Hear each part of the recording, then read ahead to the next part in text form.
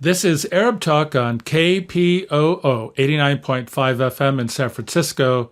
This is Arab Talk with Jess Jamal, and I'm Jess Jamal. And I'm Jamal Dejani. Jamal, we have a great show today. There's quite a bit to cover, and we're going to be covering, the opposition Labour parties in Britain, their recent decision to hold a vote basically condemning any association with the apartheid regime in Israel. That'll be very, very interesting. We're going to kind of run through that. We're going to talk about Britney Spears' father, who hired basically an Israeli surveillance black ops company to surveil his own daughter as part of the, process that he had in having that conservatorship over her.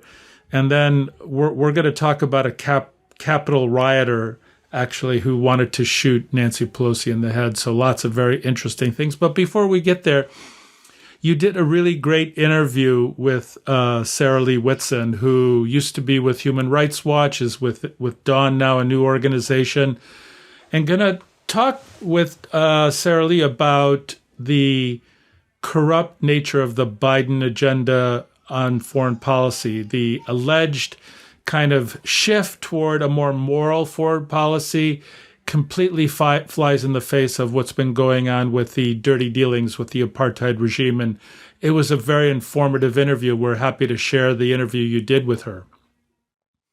That's right, Jess. So I think everyone remembers that candidate Biden, I should say, promised that his foreign policy would mark a major departure from Donald Trump. Yeah, right. He'll put human rights front and center of his policy, and of course focus on democracy and democratic regimes. Remember, he said he won't give a pass to Trump's favorite dictator, Sisi. And our interview will show otherwise, that all these promises just went out of the window. So let's watch and listen to Sarah Leah Whitson, the executive director of Dawn. President Joe Biden promised that his foreign policy would mark a major departure from former President Donald Trump, pledging to put human rights and democracy at the center of his approach to global affairs. Our guest disagrees. Joining us to discuss this and more, Sarah Leah Whitson, the executive director of Dawn, which stands for Democracy for the Arab World Now, a nonprofit organization that promotes democracy, the rule of law, and human rights for all of the peoples of the Middle East and North Africa. Sarah previously served as executive director of Human Rights Watch's Middle East and North Africa division from 2004 to 2020, overseeing the work of the division in 19 countries with staff located in 10 countries. Welcome to Arab Talk, Sarah. Thank you for having me. It's an honor to be here. So in your article, you have a recent article, and I should also mention that it was co-authored by your colleague, John Hirsch. You said that the president's actions speak louder than his lofty rhetoric on democracy and human rights as autocrats cash in. You gave examples, which I really appreciate, and spot on, of these autocrats and countries that the U.S. has military ties to, such as Egypt, Saudi Arabia, and Israel. Let's start talking about Egypt first. What's your beef with Egypt? What's my beef with Egypt? Egypt's government is, a reckless autocratic government that has terrorized the people of Egypt by subjecting them to brutal abuses. Tens of thousands of Egyptians have been imprisoned, some for as long as 10 years, merely because of their political beliefs or association with the Muslim Brotherhood. Or former President Morsi's Freedom and Justice Party. Civil society and freedoms have been completely quashed. The government's brutality really has no limits. It resorts to extrajudicial executions, particularly in the Sinai, which it then tries to recast as shootouts, just absolutely falsifying evidence of young men, guns down in broad daylight. And this, of course, is on top of the systemic and widespread torture within Egyptian prisons that has led to a very high mortality rate, disease, and suffering among those who have been unjustly imprisoned. This is a government whose actions and conduct are in complete contrast to the stated values of the US government, to the stated values of the Biden administration in terms of standing for democracy, freedom, and human rights. So there is really no justification for the United States to continue to provide military support to this quite brutal government. And yet here we are. President Biden actually promised the American people that he would, in contrast to President Trump, who had famously labeled President Sisi his favorite dictator with a bit of honesty, President Biden said, no more blank checks to the dictator. And yet here we are with more blank checks to the dictator. There is no serious review or justification for the over $1 billion in military support that our government provides to this autocratic, unaccountable, brutal tyrant in Egypt. You say that actually the same game was played at the State Department and the White House during Trump when they played the same game. They said, we're going to hold some money. And again, here they said they would hold, I think, $170 million of the $300 million military assistance that Congress conditioned on Egypt, to improve basically its woeful human rights record. And then they just made a 180. What exactly happened? I mean, how did they kind of manage to pull this fast one on the American people? Well, I mean, it's the same game that's been played for decades now. And this didn't start with the Trump administration, and it didn't start with the Biden administration. But the most immediate round in this endless series of pretend conditionality that is meant to improve human rights in Egypt was that the US Congress last year, in terms of setting the budget for this year, conditioned 300 million of the 1.3 billion that our government gives to Egypt on some pretty significant human rights reforms, including the release of political prisoners and a variety of other abuses. What the Biden administration did effectively is waive the conditions that Congress had imposed, because the law under which it was passed gives the Secretary of State the power to waive the conditions on so-called national security reasons, waive those conditions, but impose new condition on $130 million of that aid. And the condition that was imposed is really such a massive insult to the Egyptian people, Egyptians who've been suffering for a decade under the tyranny of General Sisi, and attached it to the resolution of a single case, the so-called NGO case, which has been a now more than 10-year prosecution of some NGOs for the alleged crime of receiving foreign funding, and which entangled a number of Americans who worked for NGOs against whom there have been verdicts in absentia, as well as human rights activists, some human rights activists on the ground that remain detained or their assets frozen and travel banned because of this litigation. So the $130 million now rides on the resolution of this one case. Exactly the same condition that the Trump administration had imposed on Egypt, which was eventually actually dropped without any serious resolution. I think some of the Egyptian activists who had been detained were let go, but their assets remain frozen and they remain travel banned. So it's a failed strategy and it's a failed game. And I think as I've written in Foreign Affairs in my recent article on Egypt there, this is a fiction that the U.S. foreign policy community, including the progressive advocacy community that I consider myself to be a part of, have participated in and contributed to, because when we demand that a portion of military aid to Egypt be conditioned on certain human rights improvements, we're contributing to a lie. We're contributing to a lie that this government in Egypt is capable of reform and is willing to reform, when in fact it's not, because Sisi's survival depends on tyranny, and he is never going to give up his survival in exchange for $1 billion in U.S. military aid. I think Egypt's military defense budget is about 10 times that figure anyway. And it's a lie because it suggests that our government cares about human rights in Egypt and is imposing meaningful conditions on the Egyptian government, when in fact 30 years shows us that they waive the conditions all the time. In a way, in your article, you insinuate that Secretary Blinken is part of that lie. He flew to Cairo, and then they came up with some superficial changes, and it's kind of a way, okay, let's certify it. They've done the right thing now. They're going to, be nice to NGOs and so forth. Well, there wasn't even that. I mean, when Secretary Blinken went to Cairo, there were no conditions.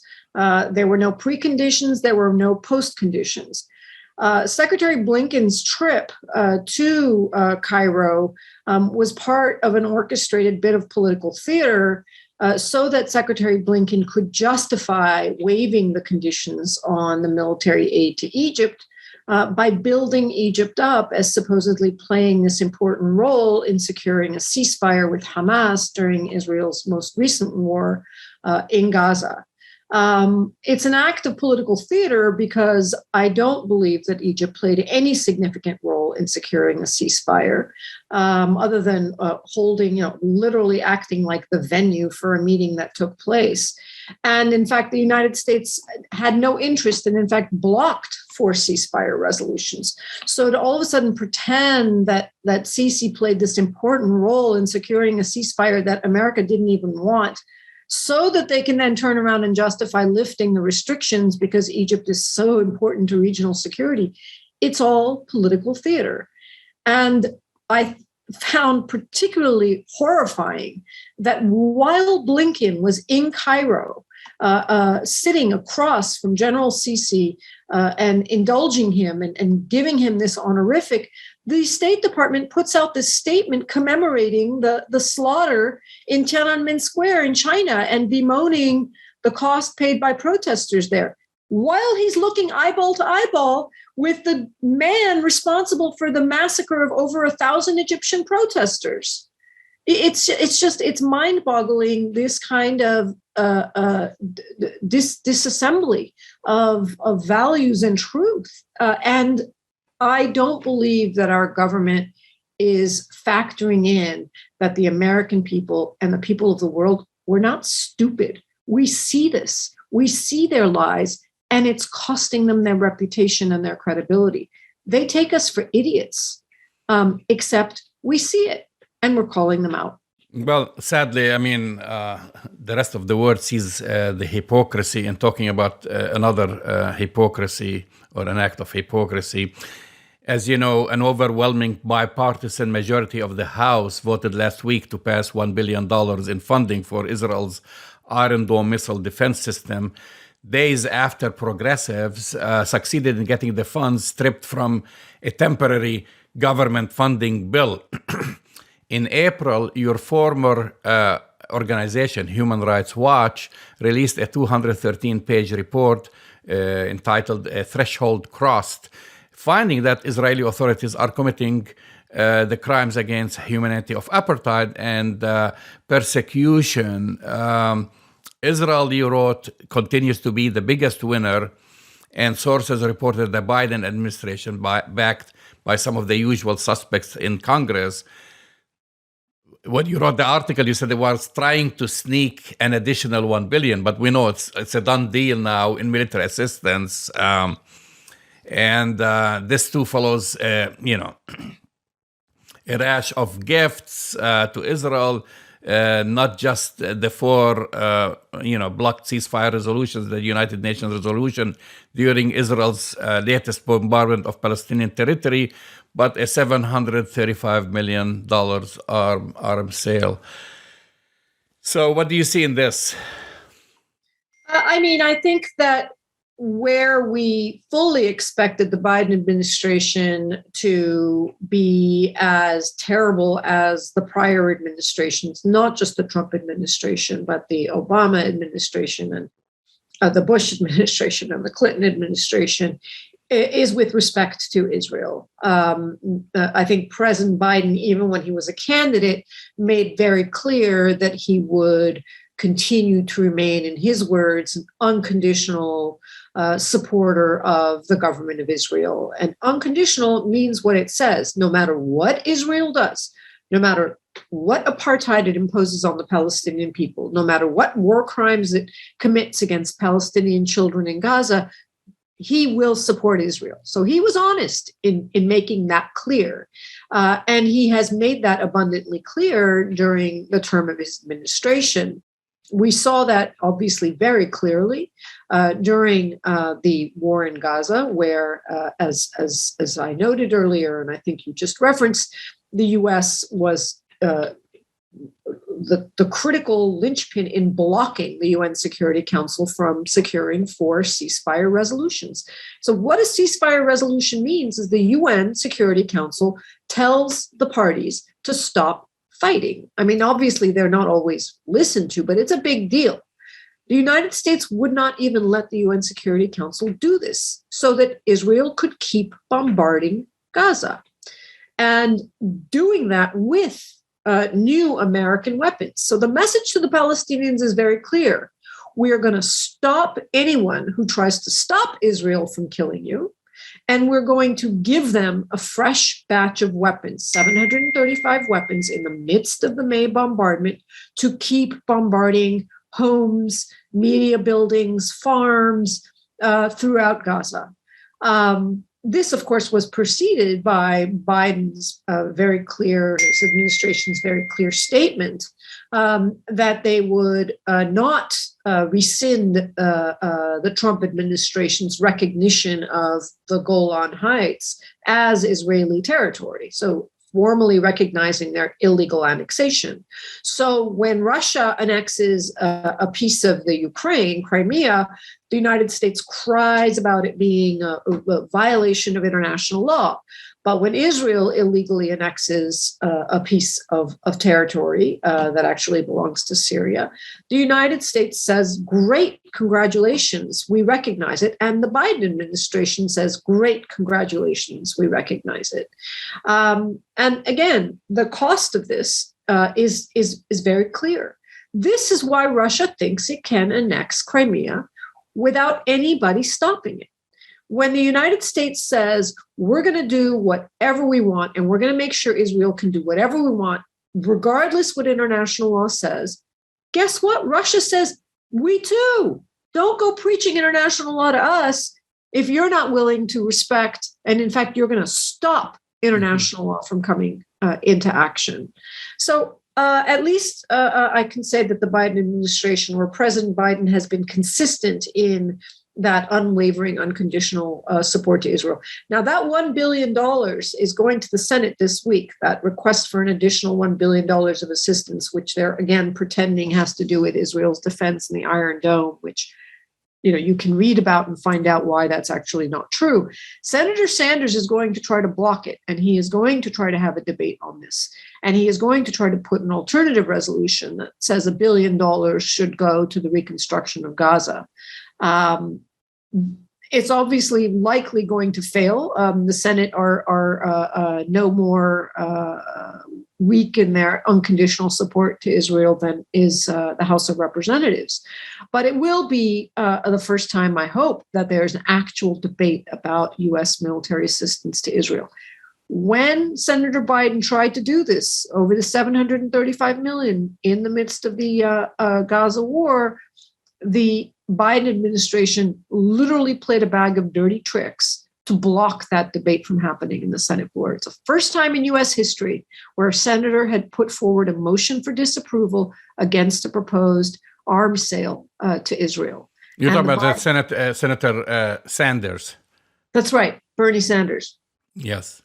Well, I mean, I guess everyone knows that or knew that President Biden, I mean, he's very transparent about his policy towards Israel and the Palestinians from the get-go, but he wasn't transparent about what he said about Saudi Arabia.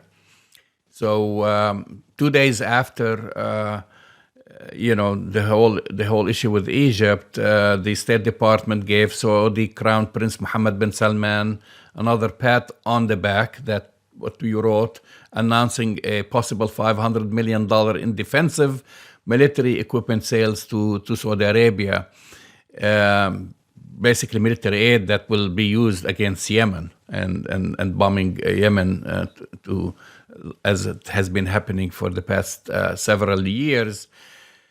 But Biden, when he was campaigning, he said he wasn't going to just give a carte blanche to the Saudis. What happened? He said a lot more than that. President Biden, when he was candidate Biden, he promised to end arms sales to Saudi Arabia. He didn't say, I promise to end offensive weapon sales to Saudi Arabia. He said, I will end arms sales to Saudi Arabia. And he also said, I will hold Mohammed bin Salman accountable and make him the pariah that he is. And he said he would end U.S. support for the war in Yemen. None of those things have happened. None of those things have happened. The United States has blocked accountability for Mohammed bin Salman, refused to sanction him, even after the report from the intelligence agency, the director of national intelligence, came out directly implicating Mohammed bin Salman for ordering the killing of Jamal. And continues to support the war in Yemen, continues to provide intelligence support to the Saudi government, and continues to sell them things like attack helicopters, which, fantastically, the Biden administration are saying are defensive weapons. In what universe, in what planet, an attack Apache helicopter qualifies as a defensive weapon just goes to show everything you need to know about why that claim that these are merely defensive weapons is an absolute joke.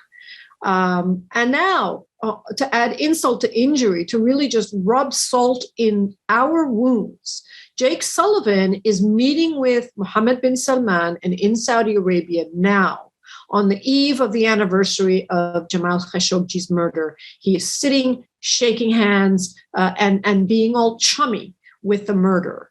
It's at least, if they could have waited to have that visit, to choose this weekend, to choose this time for him to have this meeting, it's just unbelievable. So all the claims, you wrote that the administrations, basically, I guess it's successive administrations, justifications for continuing the support of these despotic governments relies on the decades-old and largely unquestioned claims about the United States' security interests in each country. And you go and you say, okay, aid to Egypt is necessary to maintain its support for the 1979 Egypt-Israel peace treaty. Is this true? Well, it's a joke. I mean, I asked the question sarcastically, and of course, sarcasm is a dangerous thing to attempt in an op-ed article. But the main claim justification, in fact, the reason why the United States gives Egypt $1.3 billion is the formula in the Camp David Agreement that promised Egypt half of what we give Israel in order to bribe them into maintaining peace with Israel. Now, 30 years on, when Israel's and Egypt's ties and coordination and collaboration are cemented, where they do joint military operations, where Israelis provide military support to the war in Sinai, where Egypt shoots African migrants dead who are trying to cross into Israel's border, and of course collaborates with Israel on sealing and strangling the people of Gaza. They don't need American encouragement to maintain their autocratic alliance. Of course, we've just had Bennett visiting Cairo, and Egypt-Israeli ties are stronger than ever. They do not need American taxpayer dollars to support their love affair. That is happening well without us. The other justification that's given in terms of America's military interest in supporting military aid to Egypt is that Egypt provides us and our Navy ships with preferential crossing in the Suez Canal, of course, when they can get it to work, as we saw recently, and overflight rights for American planes. My response to that is those are benefits that we should pay for on a transactional basis, ship by ship, as we pay for access to the Suez Canal each time a ship passes. So if they want to give us a gold VIP pass to go to the front of the line like you do in Disneyland, we can pay extra for that. That does not translate into $1.3 billion in military aid. The military aid, the significance of the military aid to Egypt is what it represents as a political statement. What it says, because Egypt does not need these weapons, it spends more than 10 times that amount buying weapons from Russia and France and China, is that the United States government supports the dictatorship of Egypt. We have their back. That is a badge of approval. That is a blessing. It is the political symbolism and the political messaging that money represents more than anything else.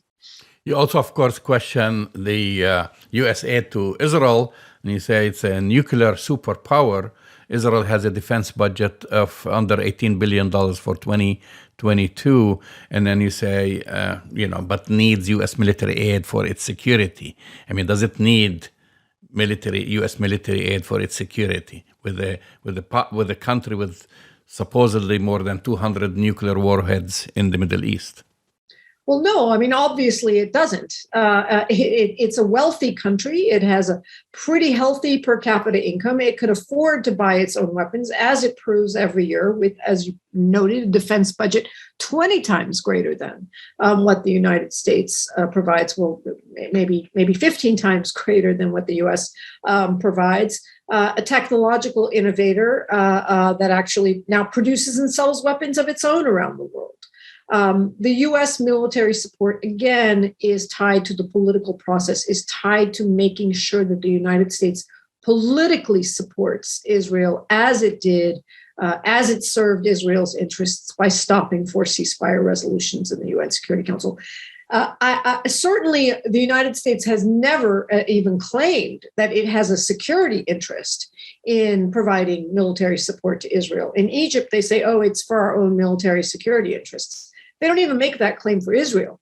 Instead, they more bizarrely cite our values, that America's values dictates military support to Israel, in which case you're left scratching your head again. Which values exactly are we supporting when we provide bombs to an apartheid state that is terrorizing millions of Palestinian men, women, and children?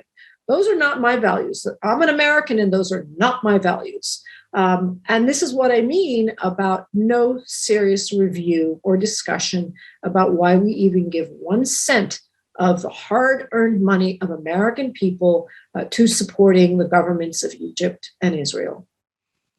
I know this is a subject that's very important to you, the death of Jamal Khashoggi, the murder of Jamal Khashoggi, the assassination, and our relationship with Saudi Arabia. And it seems the United States, I used to think it's, maybe it's Donald Trump, but the United States is giving a pass to Saudi Arabia under, the Biden administration, an administration which came to power promising, human rights and so on. What's going on with this? And then again, talking about security, they're using Yemen, giving all these weapons to Saudi Arabia to continue its catastrophic war in Yemen. Is this vital to our security? The way this is configured in Washington, the way that the administration and others talk about it, is by saying that we must sell weapons to Saudi Arabia, because if we don't, then someone else will. Well, though someone else is already selling weapons to Saudi Arabia, but it's very clear that the biggest client for Saudi Arabia's weapons, are the biggest client for America's weapons, are Saudi Arabia. And so there is certainly an economic interest for defense companies in America to continue to sell weapons to Saudi Arabia. We have to be very clear that that is the primary, overwhelming, overriding reason why the Biden administration remains so attached to Saudi Arabia. It is because it wants to continue to help American defense industry profit. Our government officials are deeply compromised with deep conflicts of interest in terms of their ties to the U.S. military establishment, the military industrial complex, whether it's our Secretary of State, our Secretary of Defense, or our National Security Advisor. Go down the line and you will see the conflicts of interest they have.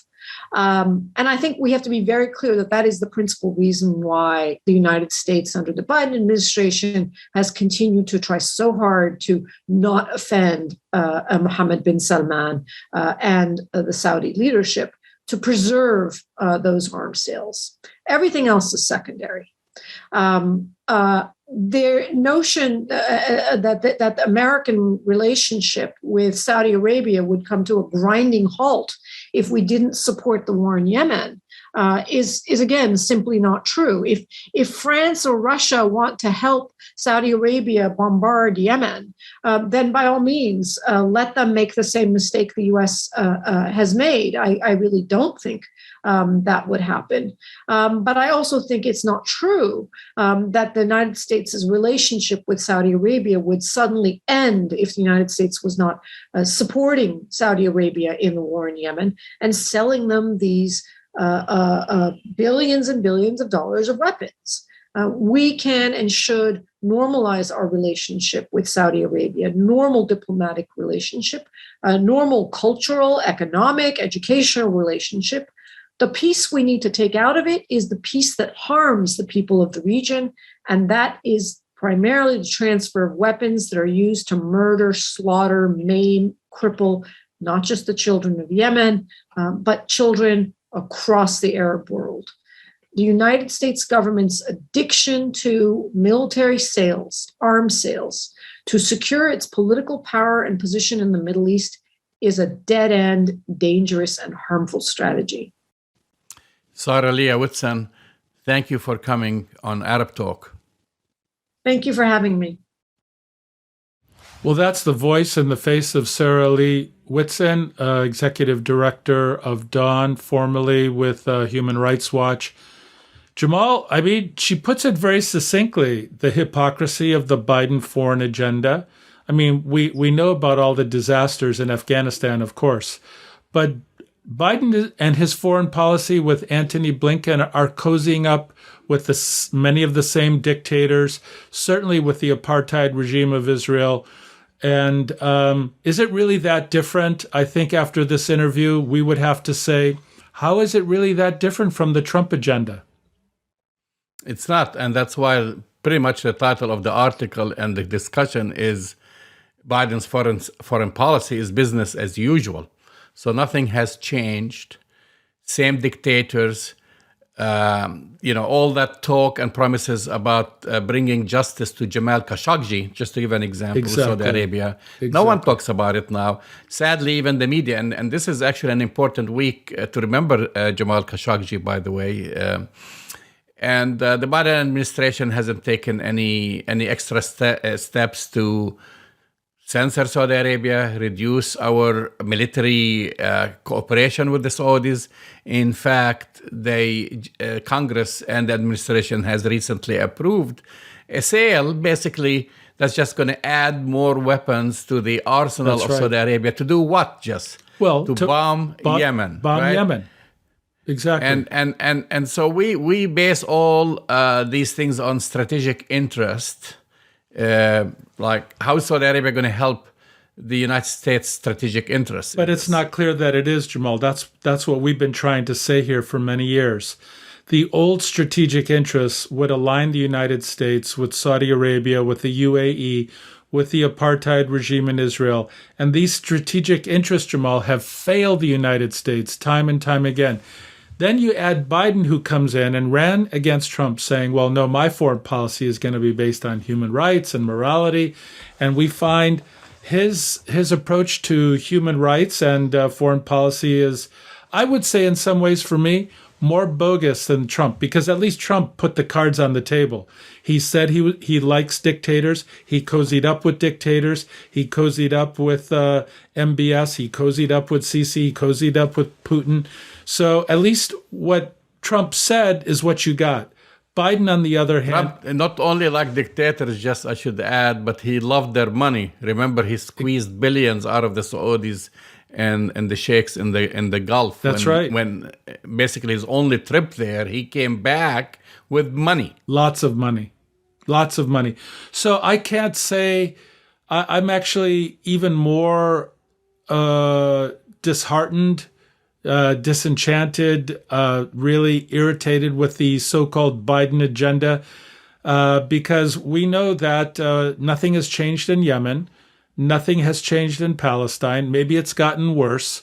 And the situation in Iraq, Afghanistan, and Syria, is deteriorating fast. So the Biden foreign policy program being directed by Antony Blinken looks pretty grim right now, Jamal.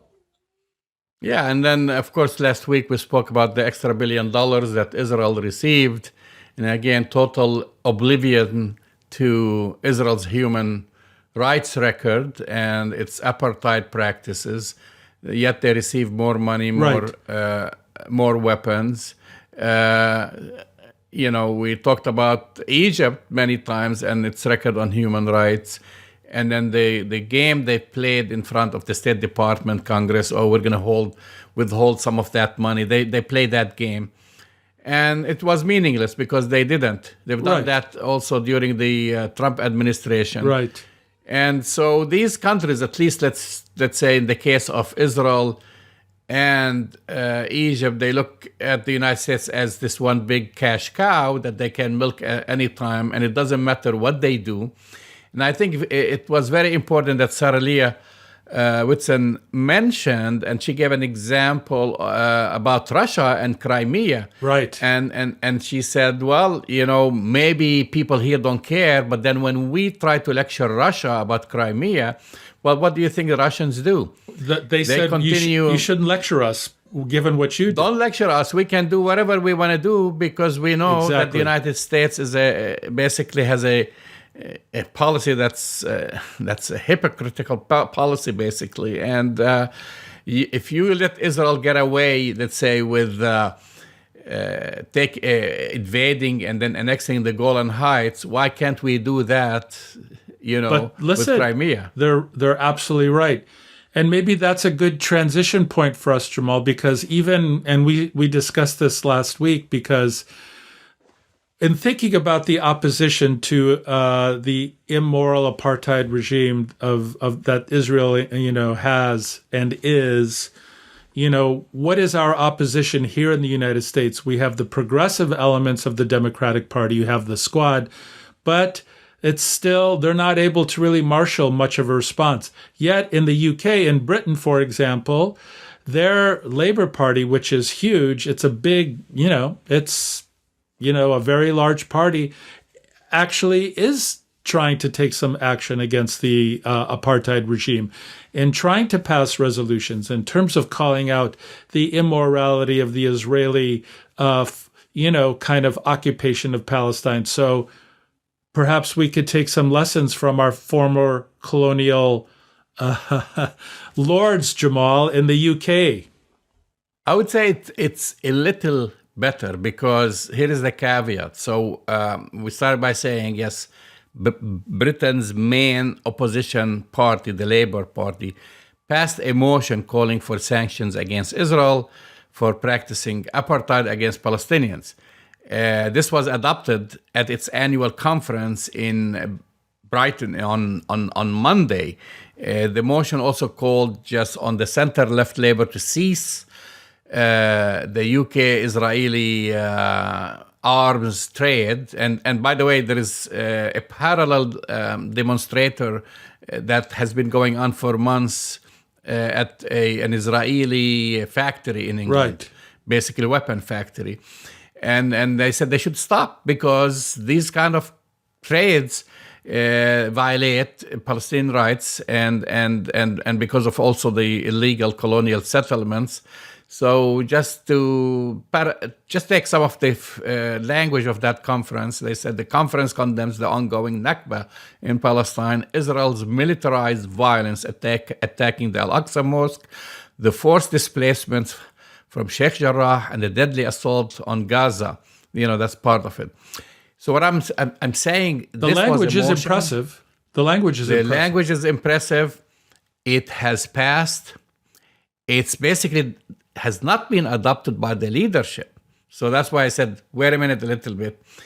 Because we saw what the leadership did to Jeremy Corbyn right. when he was the they forced him out. They forced him out because they called him anti-Semitic. Yeah, I remember that. So the motion also called on the Labour to ensure that Israel stops the building of settlements, reverses any annexation, ends the occupation of the West Bank, the blockade of Gaza, brings down the wall, and respects the right. It's a long motion. It was it's very impressive. Like everything that you want or you hope that Israel will do, because it's all part and parcel of its violation of human rights and apartheid practices. But then you have the other forces within the Labour Party, such as Labour MP Steve McCabe, who chairs, who's the chair of Labour Friends of Israel. Right, Labour's Friends of Israel, right. And he said that the composite motion is too shouty. I don't know that. It's too angry, and I'm quoting here, and it's too one-sided and it's not at all focused on the search for peace. This is just like rubbish. It is rubbish. It's rubbish. I mean, this is like, they always say, well, it's of course it's one-sided, because one side is the occupier and the other side is the occupied. And one side practices apartheid, and the other one basically is the recipient of that but Jamal, it's the same Israeli Hasbara grafted onto MP in the Labour Party. So yeah, I mean, the current ruling party in Boris Johnson's, they're clearly behind the Israeli apartheid regime. They support it. Boris Johnson has never made any disparaging comments about, what the occupation of Palestine, of course. But the Labour Party has made some very strong statements, but they have their own problems. They have their own kind of internal divisions, as we have here in the Democratic Party, because the Progressive Caucus, they're very pro-Palestine, but they would never even get as far as some of the progressive elements of the Labour Party. Can you imagine a statement like that coming from even the progressive elements of the Democratic Party here? No, because they have to run it through Nancy Pelosi. Exactly. And Nancy Pelosi will not allow the language on the floor. So, period. I mean, but I do feel like part of our process of running this marathon for justice in Palestine is using language and getting the narrative out and making sure we speak the truth to power. And so when the Labour Party, the progressive elements of the Labour Party in the UK are able to use that language and it gets out more into the public and it's spoken more in the media, that will start sinking in terms of the long-term change in the attitude about why is the UK, why is Europe, why is the United States, why is anybody supporting an occupying power like the apartheid regime of Israel? Why are they doing that? And so this is just like mile 2 in our marathon run, Jamal, that, we have to give them credit for at least crafting this statement and getting the publicity that it did, right?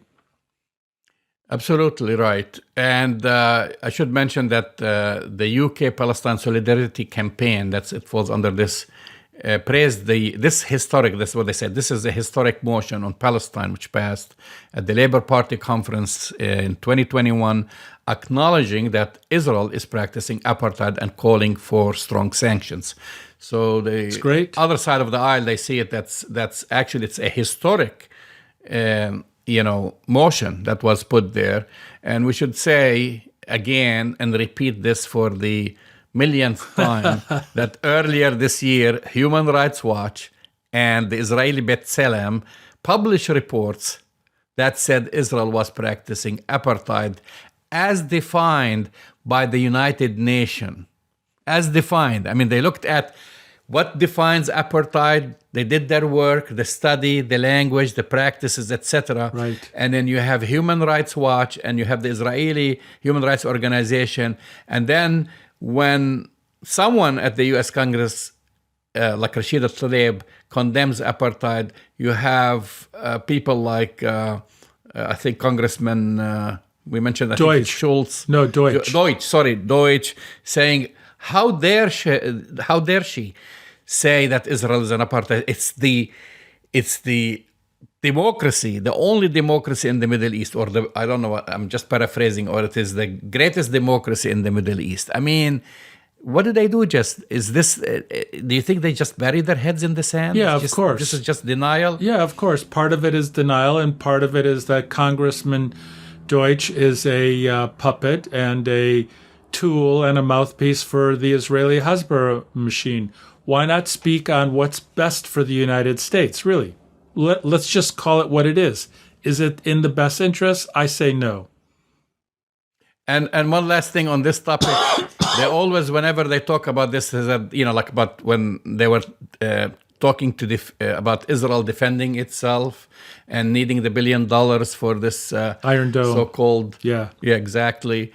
And they say, well, they mention always Hezbollah, that Israel has to defend itself against Hezbollah and Hamas.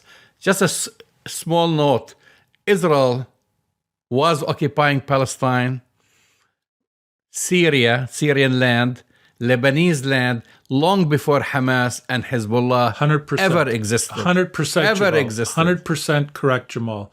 Occupation of Palestine is 73 years. The Golan Heights is, how many years have they occupied the Golan Heights now? 50 years? How long has it been? Mm-hmm. And in and out of the south of Lebanon for decades until they were, defeated. So, yeah. Well, they still hold some land in Lebanon, which is the Shab'a farms. Right. They still yeah, so, Israel's occupation of foreign territory is nothing new. What is new is that the world is starting to wake up and people are passing these resolutions, whether it's the Labour Party, whether it's Human Rights Watch, whether it's B'Tselem, an Israeli, human rights organization. Hey, the marathon, we're running this marathon, man. We're in mile 2, so we got to keep running. That's the bottom line. My hats off we gotta keep running. You're listening to Arab Talk on KPOO San Francisco, 89.5 FM. On this topic, before we move to another one, and usually we don't talk about entertainment news and why not? Why not? Britney Spears has been in the headlines. I think just yesterday, finally, a judge said to her father, "That's it. Enough is enough. You're no longer the conservator." Right. This is news. But part of this whole huge news story is, in a little short story squeezed right there, that apparently her father was using the sleazy Israeli security firm, Black Box Security. Now they like to use their initials, BBX, to put his daughter under intrusive surveillance. This is according to a former Black Box employee. This is from an article in New York Times. They're working on a documentary titled "Controlling Britney Spears," right. And then you'll find in the documentary, Jess, and by the way, they rely on his evidence and other evidence as well. But this guy, he's a 30-year-old Alex Vlasov, who served as BBX's operations and cybersecurity manager and executive assistant to the CEO. Wow. So you're not talking about just some disgruntled employee, talking somebody who has depth and knowledge into their operation system. And they were bugging her bedroom, bathroom, basically. Telephone. And he was asked, Yeah. and telephone, of course, telephone, internet. He was asked to delete 180 hours worth of recordings from a listening device that was planted in Spears' bedroom from a portable USB drive that was basically planted there. Instead, he made a copy to preserve the evidence and Nice. handed it over to the New York Times. So, Nice. so we're, Nice. this is a very credible story.